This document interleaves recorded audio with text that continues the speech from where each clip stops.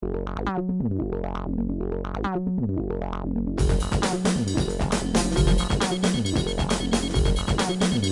tal, amigos? Mi nombre es Ricardo Vázquez Punce y este es su programa Pulso Parlamentario por Congreso Televisión y Radio Congreso. Hoy día tenemos un gran invitado. Está con nosotros el congresista de Acción Popular, Víctor Andrés García Belaúnde, al cual le damos la más cordial bienvenida al programa. Muchas gracias por la deferencia, Ricardo, congresista. Gracias por la invitación. A pesar que estamos cerca, estamos a veces alejados. A veces, así. Pero bueno, siempre el cariño que tengo por usted es muy fuerte. Así que muchas gracias por estar acá. Gracias. Estamos en julio.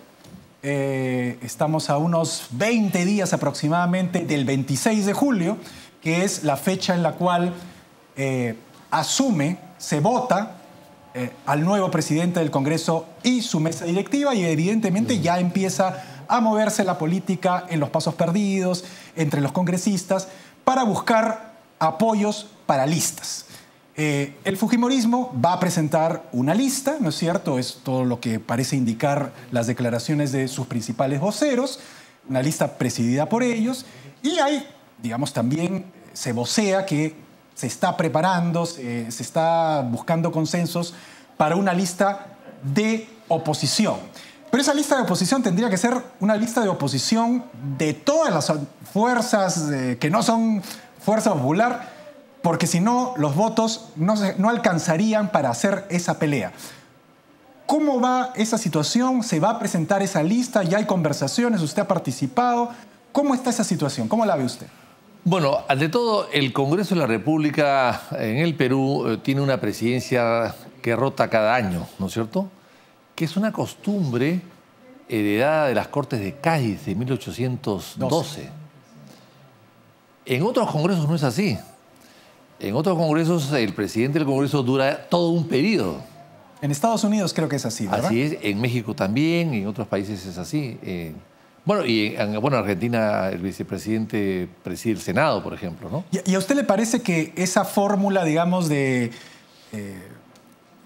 paralelo entre lo que dura la legislatura de 5 años o 4 años en su defecto, es correcta o digamos, sí tiene alguna ventaja turnarse cada año en la mesa directiva? Tiene, como todo sistema electoral, aunque sea interno, tiene defectos y virtudes. Ha funcionado en el Perú, eso es bueno. El hecho de que haya funcionado es bueno. En Estados Unidos el sistema electoral es muy malo, pero no lo cambian en 200 años porque da resultados. Y claro, a pesar de que Trump sacó menos votos que Hillary Clinton y él fue presidente, y ya antes también ha pasado en el pasado. Pero funciona y no lo quieren tocar. En el Perú ha funcionado, por lo tanto tocarlo sería complicado. Sin embargo, yo creo que acá hay dos aspectos diferentes.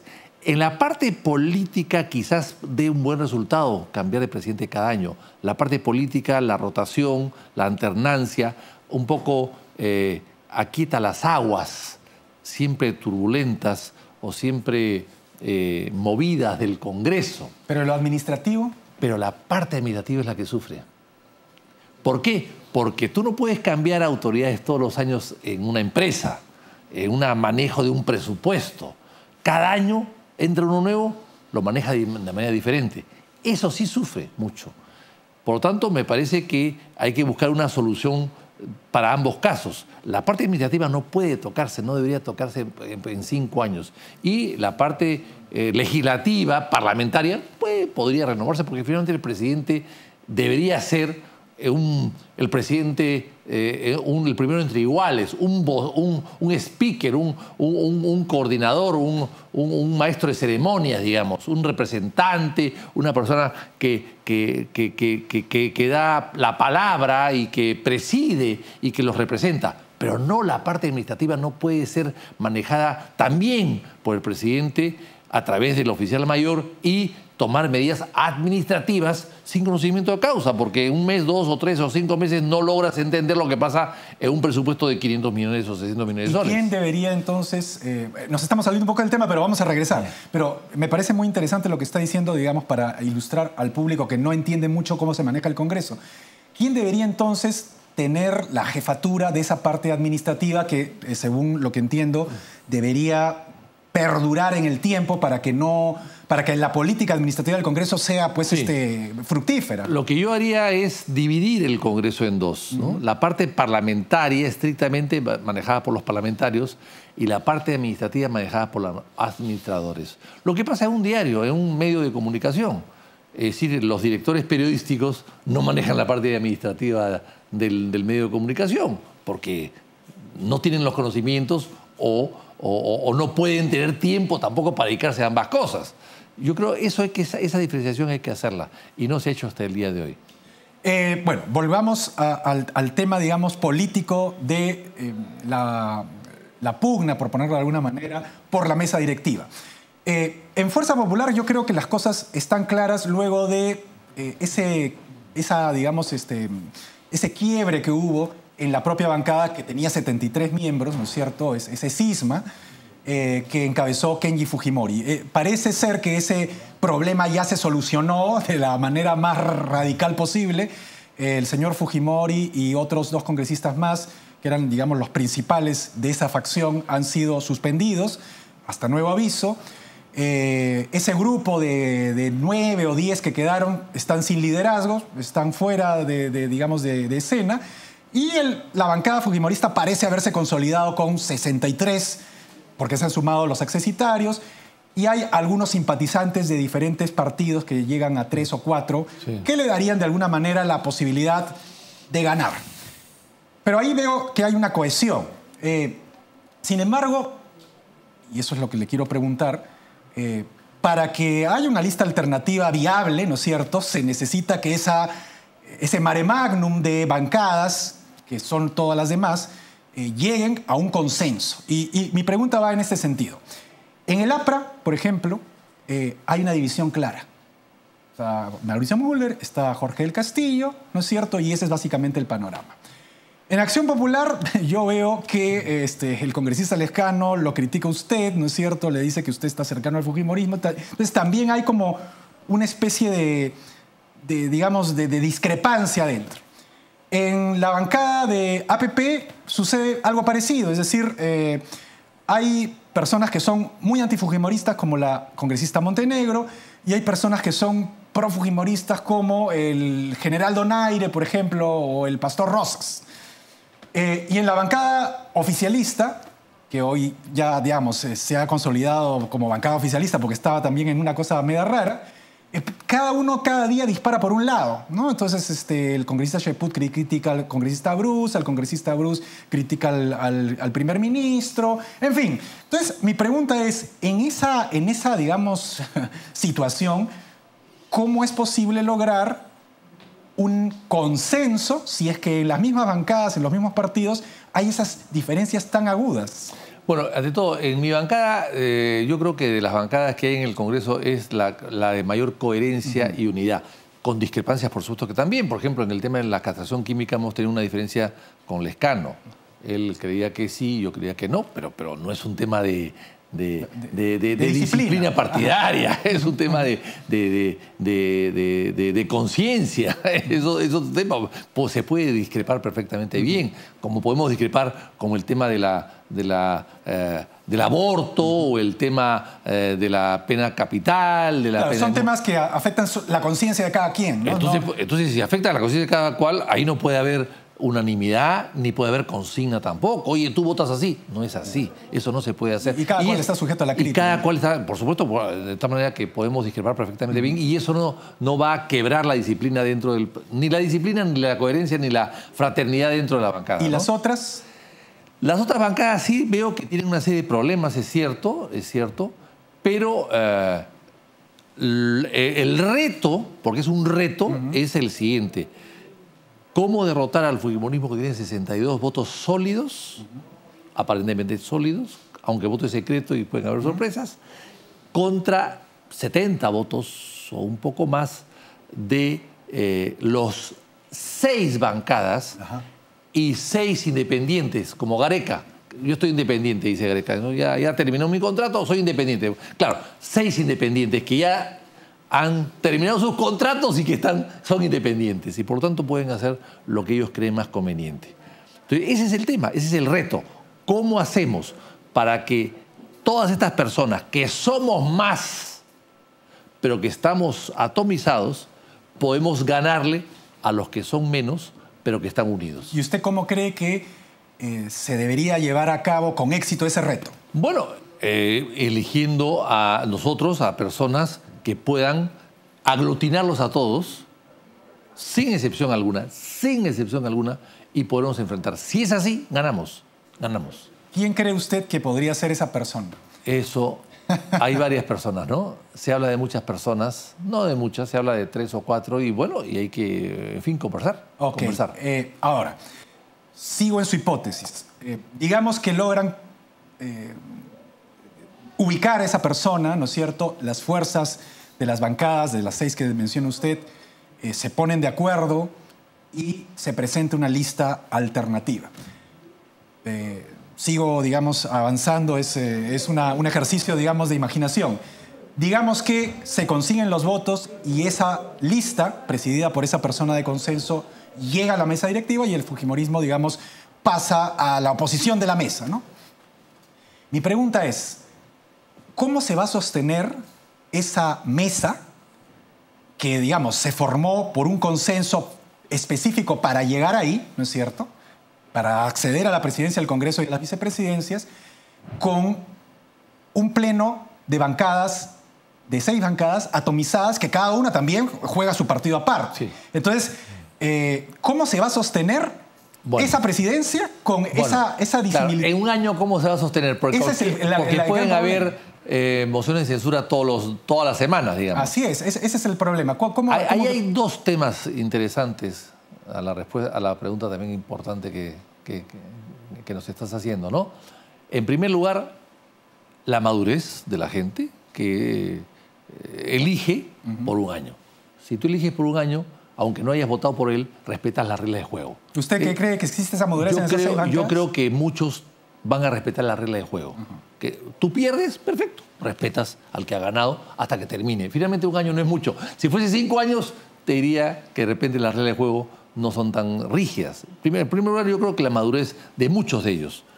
En segundo lugar, quienes están en la mesa, si no tienen mayores anticuerpos o mayores enemistades o mayor radicalismo para poder, digamos, que todos puedan aceptarlo, ¿no? Que sea una persona que no sea muy confrontacional. Si es confrontacional, va a tener problemas siempre con el fujimorismo, inclusive internamente contra las 6 bancadas. Claro, ese es el problema, ¿no? Porque el fujimorismo está por su lado, pero las 6 bancadas tendrían que llegar a un consenso permanente. Así es.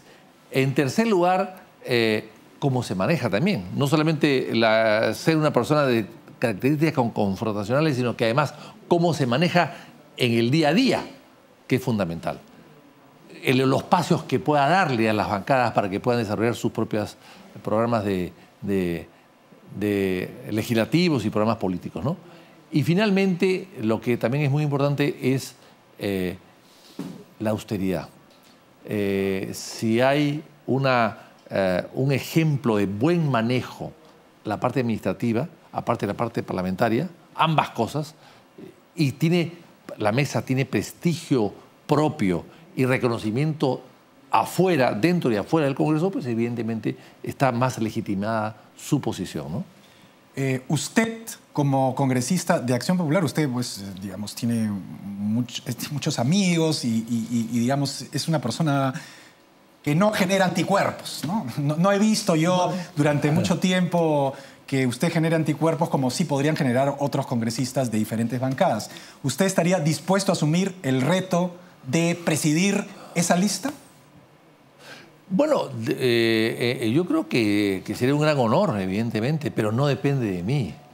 Eso depende un poco de todos, ¿no?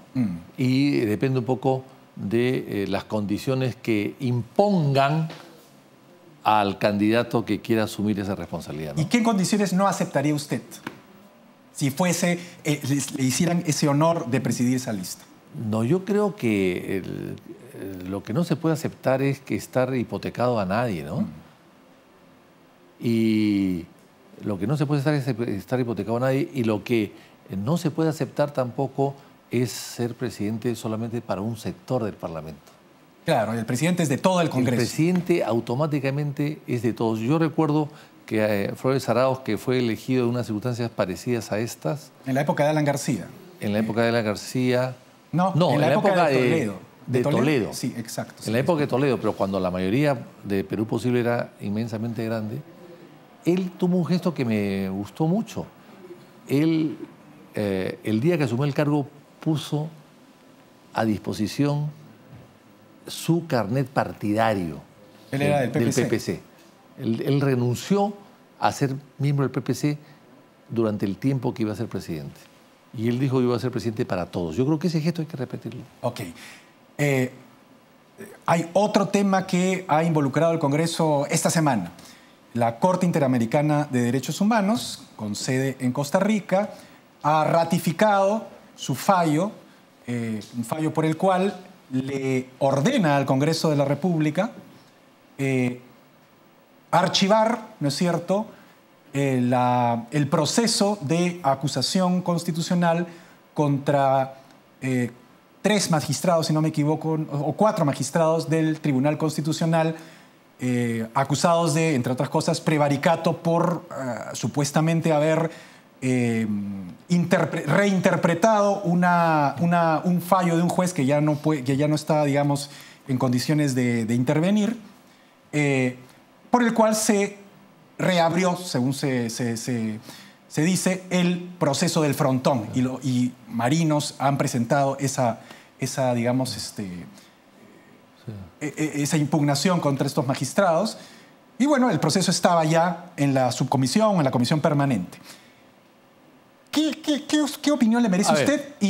Yo no quiero entrar al fondo del tema. Al fondo no. Porque es muy complicado y es difícil de explicar. Y además, por el tiempo mismo que tenemos, es muy corto tiempo para poder empezar a entrar a los detalles. Yo lo que puedo decir es lo siguiente. Acá hay un conflicto.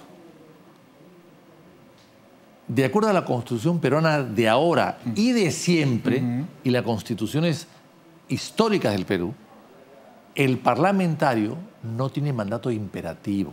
Eso es por principio constitucional. Principio constitucional, remarcado siempre. Para que el público que nos está viendo, que a veces no es ducho en las cuestiones parlamentarias y de la Constitución, entienda qué cosa es que un parlamentario, o sea, por ejemplo, usted, no está sujeto a mandato imperativo. ¿Qué significa? Que nadie puede ordenarme votar en un sentido o en el otro. Nadie. Nadie. Ni mi padre, ni mi madre. Ni su partido. Ni mi mujer, ni mis hijos, ni mi partido. Ni el jefe de mi partido. Cuando el presidente Belaúnde nos llamaba por algún tema que se veía en su momento en el Congreso, nunca nos ordenó votar en un sentido u otro. Piénsalo, reflexiona. No decía cómo votar. Eso se basa en que usted ha sido electo por la voluntad popular. Exactamente. Eso se llama soberanía popular. El pueblo nos ha elegido para que votemos de acuerdo a nuestra conciencia, de acuerdo a nuestros conocimientos, de acuerdo, en todo caso, al mandato que hemos recibido. Y entonces eso es fundamental. La pregunta es, si nosotros no respondemos por nuestros votos, si nosotros no podemos aceptar y nos negamos, y hay que negarse a aceptar cualquier tipo de orden para votar en un sentido o en el otro, eso se llama soberanía popular, nadie nos puede ordenar. La pregunta es, ¿cómo le podemos hacer caso al Tribunal de Costa Rica, un tribunal extranjero, internacional, para votar en un sentido determinado? Porque archivar, ¿qué significa? No es que tú archivas una causa. O sea, no es que... Para archivar hay que votar. O sea, claro, el archivo hay que votar el archivo. No es que lo tienes a la mano y lo archivas. Eso sería muy sencillo claro, hacer. y cualquier congresista podría decir, no me da la gana, quiero seguir. Lo dejo allí, así es. Si me dicen, oiga, déjenlo usted, lo detenga, bueno, lo puedo detener. lo puedo tener, no lo puedo seguir. Pero también podría decir, no, yo quiero seguir. También. Nadie, digamos, te puede... Pero el archivo, cuando habla de archivo... Es que se muera el caso. Solamente se puede archivar en un pleno, con votos. Con votos. Y nadie me puede decir a mí cómo votar. Por eso, nadie. Por eso la pregunta es ¿cómo se aplica esa sentencia? Es inaplicable. Es inaplicable. Porque si yo le voy a hacer caso al tribunal en contra de mi constitución, bueno, cualquier peruano nos puede acusar constitucionalmente por haber aceptado órdenes extranjeras. Órdenes y además extranjeras. Los marinos que están involucrados en este juicio nos pueden acusar por haber cumplido órdenes de un tribunal extranjero, de un juez extranjero, que no conoce el Perú seguramente, no sabe ni dónde existen. Cuidado, cuidado. Entonces, cualquiera nos puede desaforar. Si nosotros cumplimos ese tipo de órdenes, cualquier peruano nos puede acusar ante la Subcomisión de Acusaciones Constitucionales o ante la justicia peruana por haber violado este principio constitucional de que no tenemos mandato imperativo. ¿Cómo entonces se va a...? Y eso el Tribunal de San José no lo conoce, evidentemente. No, parecería que no han leído nuestra Constitución. O sea, porque no están ordenando a una institución. Claro, ese es el tema. Es que dicen que el Congreso debe... Le están ordenando a una asamblea. Claro. ¿Usted cree que el Tribunal le puede ordenar al Congreso americano que archive un caso? ¿Usted cree que el Tribunal de Costa Rica puede ordenarle al Tribunal de Brasil, al Congreso de Brasil que vote en un sentido? ¿Que vote por el no desafuero de Lula? ¿O usted cree que puede ordenar al Parlamento argentino que no procese a Cristina Kirchner? Bueno, como si igual hubiese sido el caso de PPK, por ejemplo. Y lo mismo puede pasar con PPK. El tribunal mañana puede ordenar diciendo que votemos otra vez a PPK. Que lo repongan. Que votemos que demos marcha atrás en su vacancia. Claro, eso pues es una aberración, ¿no? O sea, es una aberración jurídica. ¿Y a qué cree usted que se debe eso? O sea, ¿cuál es el tema de fondo ahí? Yo creo que desconocimiento, ¿no? Porque una cosa es que le ordenen a un juez hacer una cosa. O al Poder Ejecutivo. Claro. Porque el presidente sí puede ordenar a un ministro. Claro. Un ministro no tiene mandato imperativo. Un juez tampoco. Un juez actúa de acuerdo a su conciencia o a las leyes, pero si hay un tribunal por encima de él, afuera, que le dice, oiga, juez, usted archive, bueno, el juez tiene que archivar. No, acá en el caso del Consejo es diferente. Tenemos mandato imperativo. No tenemos mandato imperativo. Así la cosa es clarísima. No nos pueden obligar a hacer lo que no creemos que hay que hacer. ¿Se va a reunir el Consejo Directivo, la Junta de Portavoces para ver esto? No lo sé. ¿Ya se ha convocado? No lo sé. No, yo no soy parte del Consejo Directivo, ¿no? Bueno, he escuchado... Pero lo que sí le puedo decir es lo siguiente. Yo votaré de acuerdo a mi conciencia, no a lo que me digan unos jueces de Costa Rica.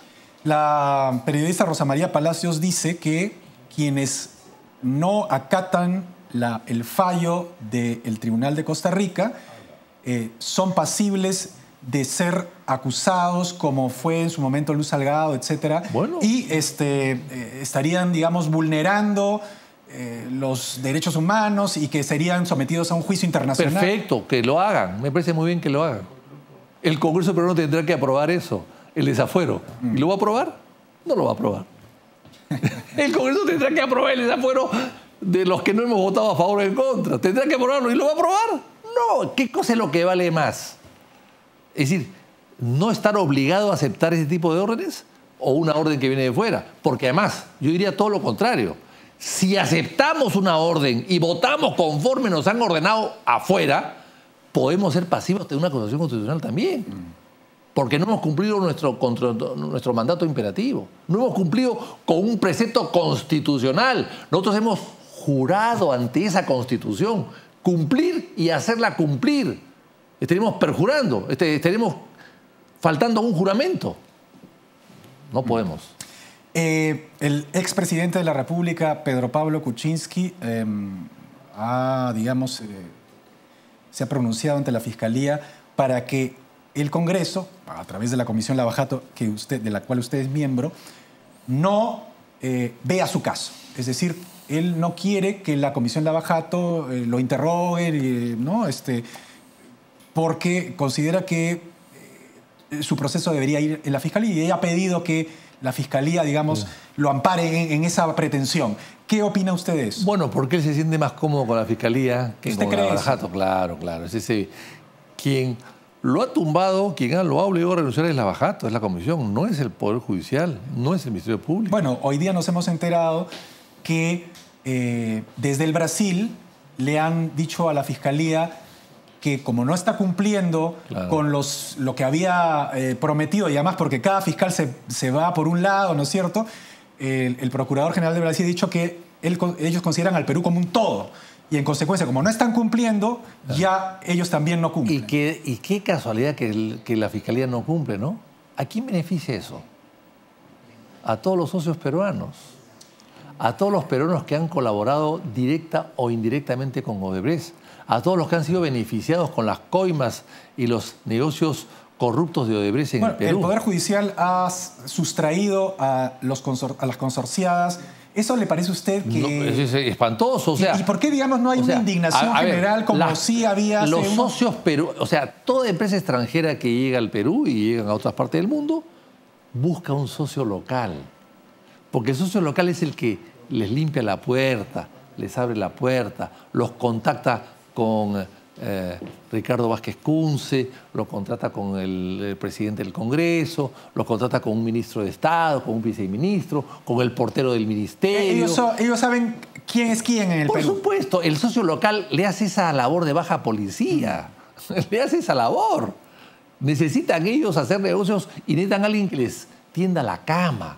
Y quien tiene la cama en el Perú es las socias minoritarias. ¿Y por qué las han sacado de la...? No, ¿cómo la van a sacar si ellos saben todo? Pero ya la sacaron, pues. El Poder Judicial las socias minoritarias son los que le dicen, oye, este acepta esto. Este funcionario tiene muchas deudas. Esta otra funcionario tiene un amante, se le puede chantajear. Este otro funcionario le gusta emborracharse, el otro le gusta coquearse. O sea, conocen el medio ambiente. Conocen los defectos de todos los funcionarios, de todas las personas adecuadas, de todos los puentes para llegar al gobierno y hacer grandes negocios, porque además hay una cosa importante. En el Perú no hay un programa de desarrollo, de infraestructura, no hay un plan de ejecuciones de obras públicas. No, eso desapareció cuando el INE lo eliminaron, cuando eliminaron el